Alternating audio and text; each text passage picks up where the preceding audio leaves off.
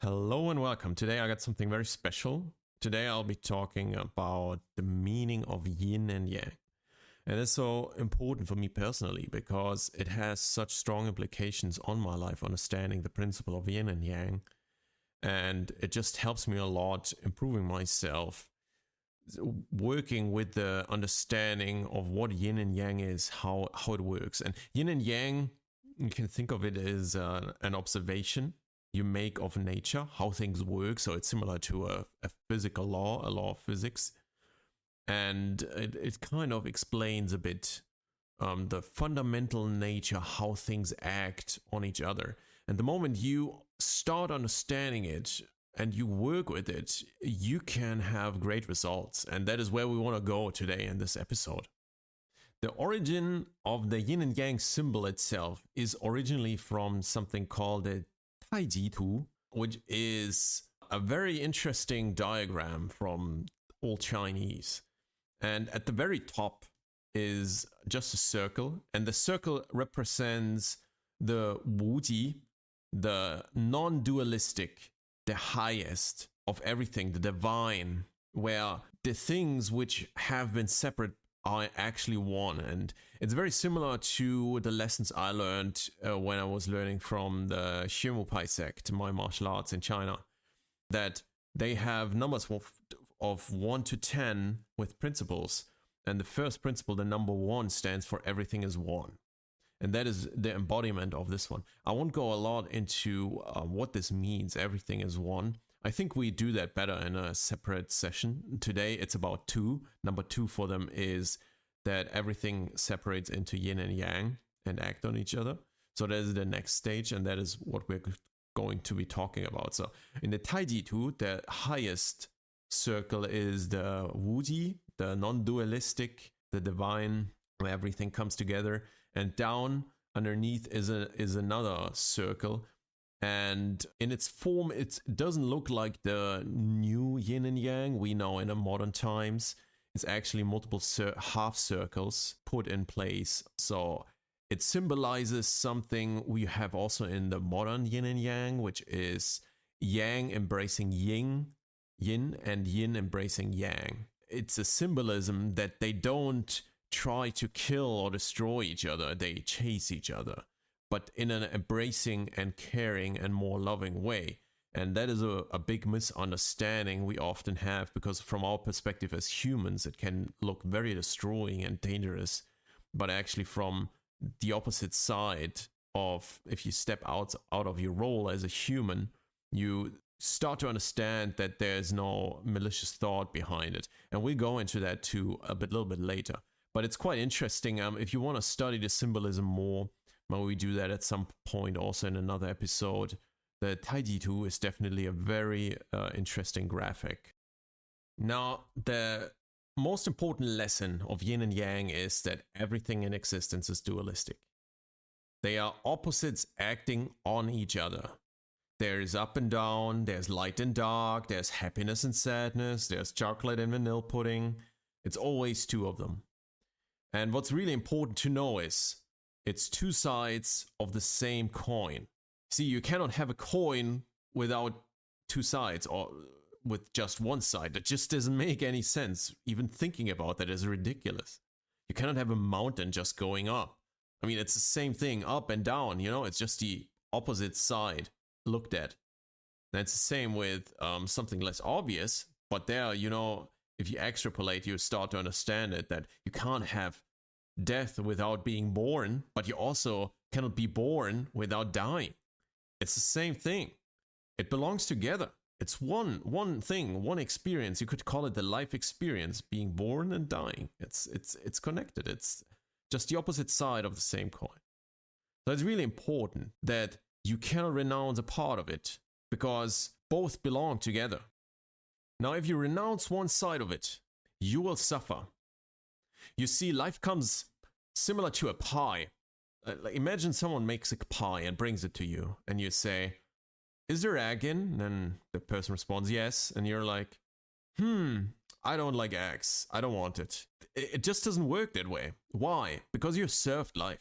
You can't choose not to have life. You are part of life. You are in life. You get what you get. And the moment where you try to renounce little pieces of it and wish they were not there, you suffer. And that is the major reason why people suffer in the first place. When you start to climb and go into self-cultivation and try to reach the first levels of enlightenment, the first steps are basically just accepting that it is what it is. You need to accept life, that it works the way it does. You shouldn't fight it. You cannot fight it even, because it does its thing whether you like it or not. It's gonna do it. And it's really important to observe yin and yang in it, because it kind of helps you to understand it a bit more and relax about it. So you see, everything has a purpose. Now, if you have a plant, for example, if it just always has sun, it withers, it dies. If it always just rains, the plant drowns and dies too. Everyone who has tomatoes in their garden knows exactly what I'm talking about. Those guys, they just die from almost everything. I always had the feeling. You see? But what is really important is the interplay between sun and rain, which lets the plants bloom, really enriches them, makes fruits. You know, the embodiment of life is interchange between sun and rain. So the interplay is the gold for me in life. The interplay between opposites. And that is yin and yang. That is why yin and yang is so important. And if you now come and you always want to just have sun, it's really unhealthy. You can't just always have sun. And that is just a very important lesson that you need to learn and also relax about, that sometimes things happen you don't want to happen. But it's really important that they do, because you can't just have always one side of it, because that will screw up the thing in the long run even more than if you would have an interchange between two different opposites. That's why also sometimes I'm very happy if people don't do at work what I would do, or for example, if they have a thought or idea I would never have, because for me that completes me. I always have a feeling of completion, even though sometimes I don't like what they do. But it turns out that in general, it's definitely better than just always if people would do what I would want. You cannot even renounce violence. Imagine someone attacks your child. If you had a child, imagine someone attacks it. What would you do? Would you be a good person and hug that person and trying to talk them out of hurting your child? Like, that is ridiculous. So it's really important that you understand that even the things we sometimes don't like ourselves, like becoming violent, for example, in certain situations, we might necessarily have to embrace them. And you see, in our laws, there's, for example, the law anchored in our head that violence is always bad, for example. But the problem is, you cannot renounce it entirely, because you will always find this one situation you can make up in your mind, or you might encounter it in life, doesn't matter, where you will need it. So you cannot renounce any part ever entirely. And that is really, really important, that you need to be aware that you must be able to embrace something that you don't like necessarily, which is out of your scope.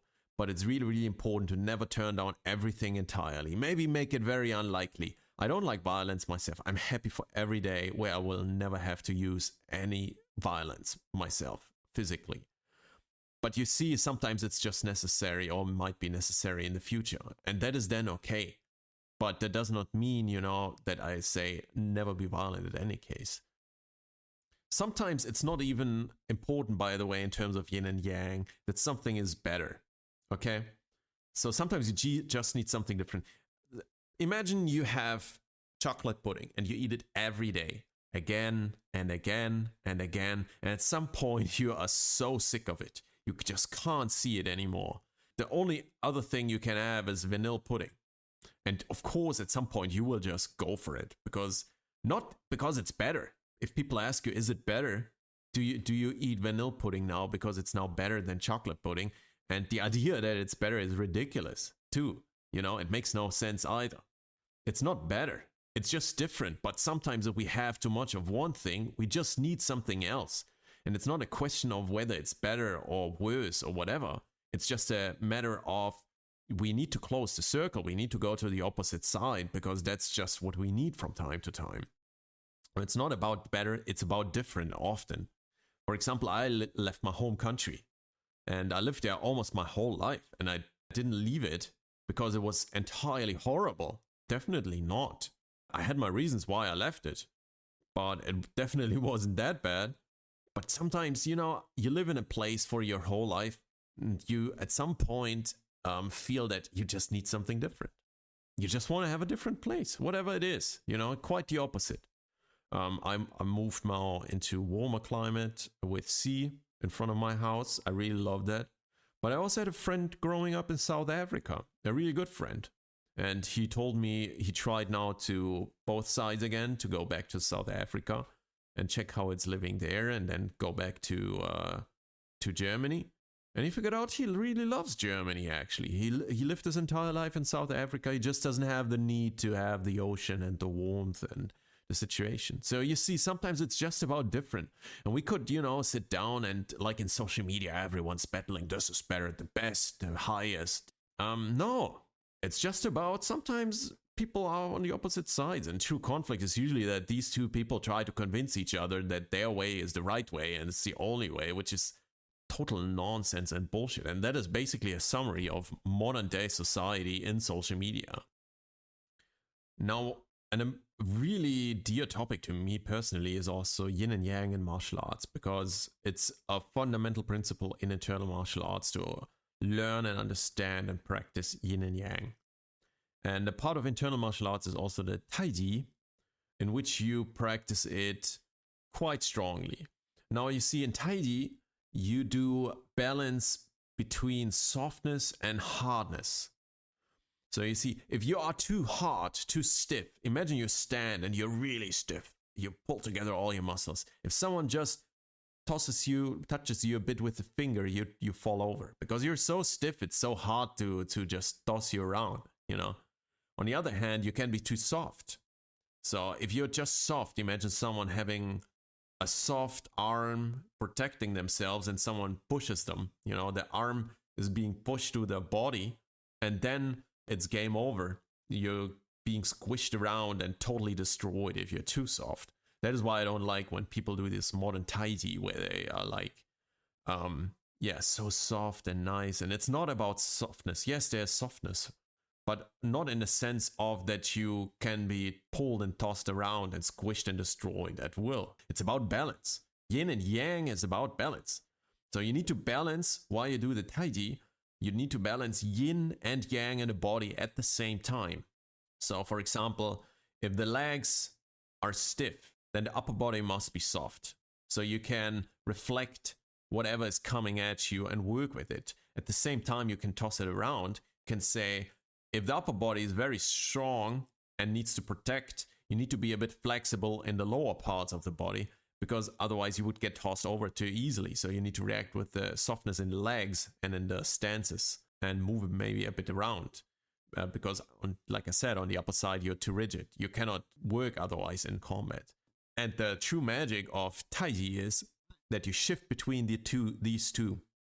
That you shift in your body around all the time between yin and yang, and it wanders. And you try to always keep yin and yang perfectly balanced while doing it.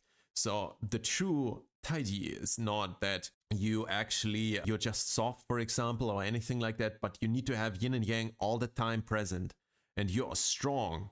It's strength you have, but soft strength. And you use power, but only as much as necessary. And that is the true art, figuring that one out. And that is also the beauty when you meet someone in life, for example, who master that understanding, and they put the right words in the right time, and they do the actions whenever appropriate, and it looks so perfect what they do, but they don't do much actually. And that is the embodiment of the character of balancing yin and yang and shifting them around inside of yourselves. And the same is very true for life. If you're really rigid in character, that something startles you easily and you get easily triggered, you are then very, very tense. When you're very tense, it's similar to martial arts. You can be tossed around and tossed over so easily. People play games with you when you are so tense. You have no control at all. That is why it's so dangerous reacting strongly, really strongly to things. Because then you know, okay, I'm at a dangerous spot because these people play with me in that moment. They have control over me. For example, I have once met a guy, my apologies, by the way, to him. He didn't like nicknames. And I can make sure, I don't even know how many nicknames I came up with, but it was a dozen. Like every time I met him, I had a new nickname for him. It annoyed him so much. It was so much fun, but I really apologize at the same time because I really pushed it back then. I was a bit younger. When I was younger, I was a bit wilder. But you see, the thing was also, he was very rigid about it. He was so annoyed by it. It was so fun. And if he would have just, relaxed a little bit about it or made some jokes himself, maybe also about me, just a bit dancing with each other. I would call it verbally, maybe. That is entirely fine, then it would have been much easier. But you see, if you're really tense about something like that, you always know there's an issue deep, deep down. And that is what I really like and why it's so important about yin and yang, when you understand that there is no balance in certain situations, that you get easily tossed around, and that you need to maybe look deep into whatever that is in that situation. Okay. And especially when you cannot make fun of it. If you are in a situation, in a terrible situation, maybe, but you cannot make fun of it, look deep inside of you and try to resolve whatever is there. So in the best case, you just need to relax a little bit about it. In the worst case, there's some issue really, really deep inside of yourself. So that is a bit about when you're too rigid, you get led around, similar to martial arts. But the same with the too soft and you get folded is also true. For example, if you live with a narcissist, they make your life hell and they make sure that there's no personal space for you left. They will intrude your space and take as much as they can. Because if they are really deep inside your personal space, they have the control and you don't have it anymore. So the only way to gain control is to gain some distance.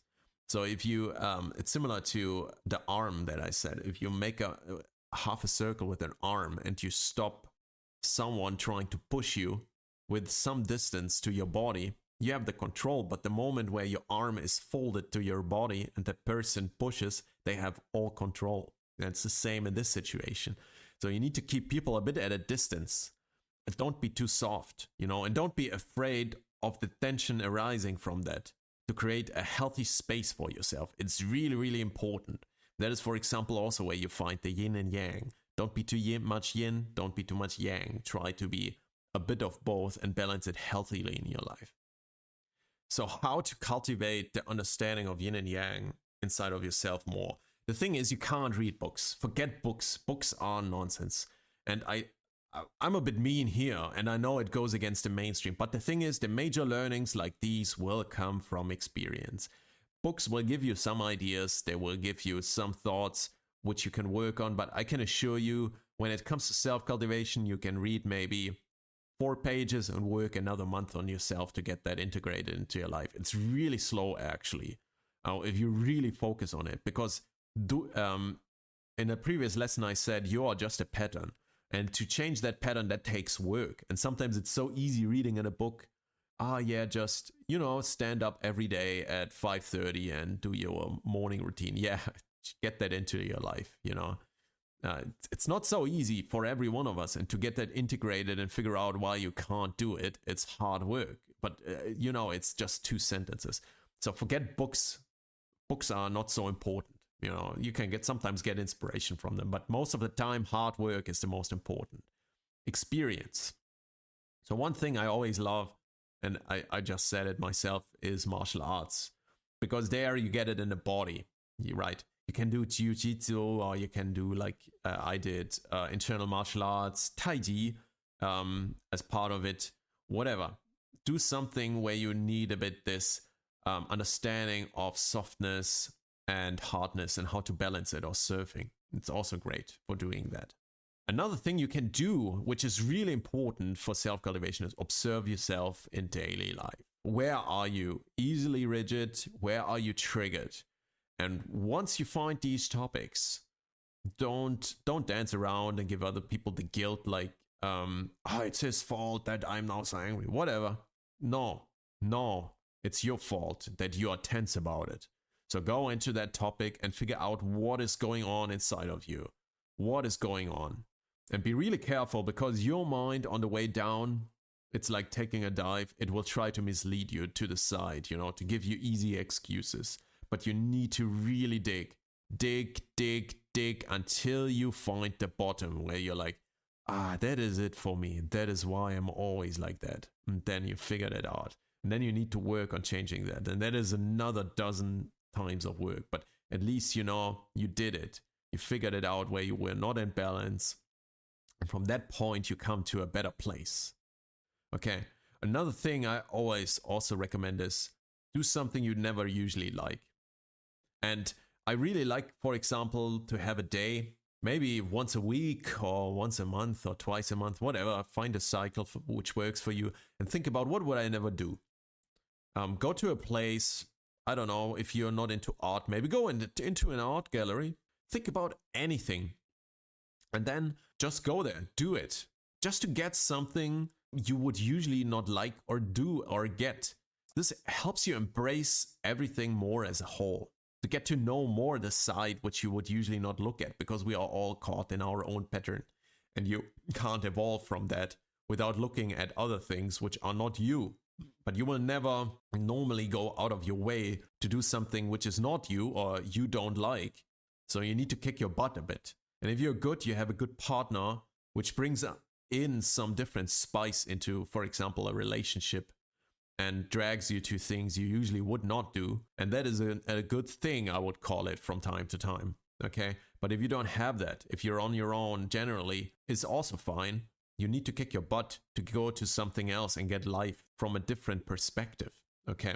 What I, for example, also, by the way, like to do for cultivating yin and yang is face a bit more dire and difficult situations. I always like to say every good story starts with the prospect of death. And you know why? Because if you're facing death, you get drawn deeply into life. Because you cannot afford in that situation to screw up, otherwise you're dead. So that is why I really, really love facing more dangerous situations. It's so important. You can do whatever it is. Climbing something a bit more dangerous, bathe in the ocean when it's wild.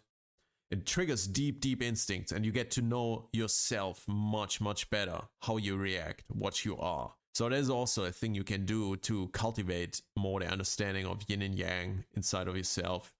Go into more difficult and dangerous situations. As one of the last topics, I still want to go a bit more deeper into the nature of yin and yang. See, yin and yang, many people believe that it means they are both enemies. But that is entirely misunderstood. Because yin and yang just means that two things are two sides of the same coin. And how can the two sides be really enemies? I mean, if they cannot even kill each other. It doesn't make any sense. They cannot even eradicate it. It's just not how it works, right? They are the same thing. And you can translate that in a lot of situations which are also very difficult in life. Imagine, for example, a tiger killing an animal. And one question I really like to ask, and it kills intellectuals every time I ask it. Can a tiger become enlightened? Because it kills animals. And I love that question, because people thinking will never figure that one out. Never. You will figure that out by experience, but intellectuals, they're gonna die trying to figure that out. And the answer is, I'll give it to you a bit prematurely here, is yes. Obviously, yes. Why? How can an animal killing another animal, which is a horrible act, become enlightened? And the truth is, because the animal does it just as a reflex of life. There's no judgment in there. It's not saying all the deers are such horrible creatures, the tigers don't go around and eradicate all of them. They do it as a reflex of life to survive. That is how it works. And in a way, it's play. Horrible play for us as humans, because we are scared as hell thinking about a tiger coming at us. And I'm definitely scared too, so I would definitely not appreciate it. But that is a judgment come from our personal interpretation. And otherwise, it's just a reflex of life, how things work. And that is, unfortunately for us humans, very normal and fine. And I say unfortunately because I'm praying every day in my life that I won't meet a tiger trying to hunt me down, because Jesus Christ, those guys are just freaking fearsome. From that point, you need to understand what yin and yang also means in terms of cultivation. And if you see the modern yin and yang sign, there is always a black spot in the white and a white spot in the black. It is the yang in the yin and the yin in the yang. You see, usually the yin both chase each other in a natural cycle. And that is the cycle how things flow normally. Imagine you're afraid of the tiger before, and because of that, you run away. You're scared of it. You don't want to even face it. It's scary as hell. That is the usual cycle how things go. But there's something else. And cultivation usually means reversing the cycle. And reversing the cycle means you need to look for the yang in the yin and the yin in the yang, which are the spots. And that means that if you're afraid of something, maybe you also need to just get to know it better.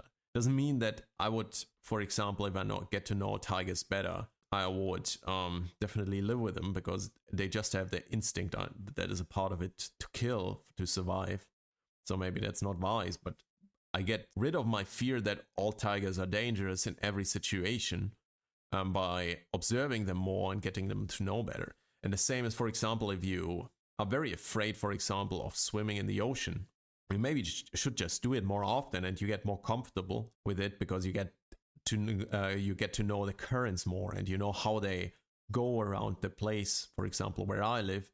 And then you can go out further and you can go bathing in more difficult situations and weather, because you know how things work and you get more comfortable with it, right?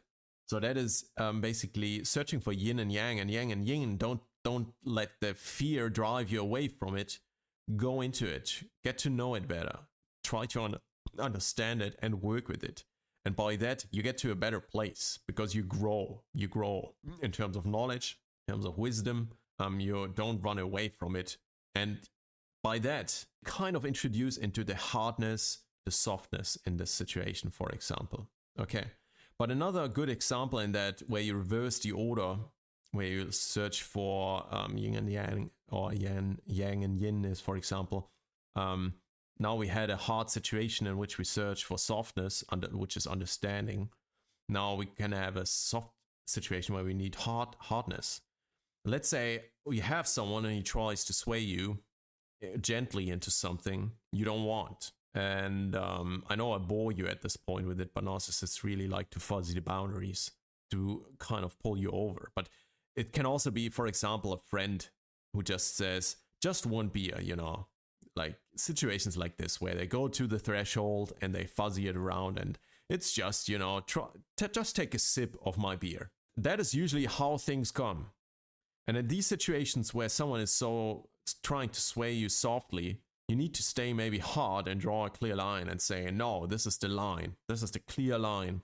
Here is the line I'm telling you. I won't cross this line, no matter how much you try me to get me over that line and to fuzzy it out and say, oh, you're already on the opposite side of it, you're already here and everything. No. Keep boundaries. Don't let the boundary become fuzzy, because then, the boundaries don't mean anything. And at some point you need to draw a line and say, until here and not more. And that is how, in terms of cultivation, also you can introduce hardness into a soft situation where it's necessary. So this is basically how it works in terms of cultivation. You need to go deeper. You need to search for yang in yin and yang. And by that, you can become a more complete person. And by every exercise you do in general life, which tries to bring you closer to this understanding that two things always need to be balanced in a certain way in your life, then you really evolve from that point on. And I wish that to all of you. I really wish that. So I hope you liked today's episode. There's so much more to say about this, but I cut it off here and maybe postpone it for some future episodes. Thank you very much.